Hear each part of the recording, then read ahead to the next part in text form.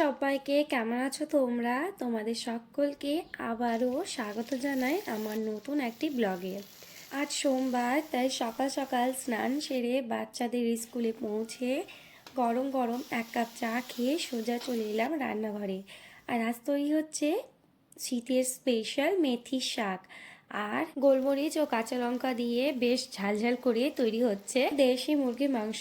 তাই করে বেশ খানিকটা তেল গরম করে প্রথমে আলুগুলো ভেজে উঠিয়ে নিয়েছি, আর সেই কড়াইয়েই দিয়ে দিয়েছি কুচনো পেঁয়াজ, আর তারপর যা যা মশলা দেখালাম সেগুলো বেটে দিয়ে দিয়েছি। আর তারপর মাংসগুলো দিয়ে ভালোভাবে কষিয়ে নিলাম, আর তারপর দিয়ে দিলাম এই গোটা গোটা রসুন আর কাঁচা লঙ্কা। আর এই গোটা গোটা রসুন সর্দির জন্য ভীষণই ভালো, তাই পরে থেকে আরও দুটো অ্যাড করেছিলাম, যেটা আর দেখালাম না। আর তারপর ভালোভাবে কষিয়ে নিয়ে দিয়ে দিলাম উষ্ণ জল, আর ঝোলটা ফুটে গেলেই দিয়ে দিলাম শীতের স্পেশাল ধনেপাতা, যেটা দিলে ফ্লেভারটা সত্যিই খুব ভালো লাগে।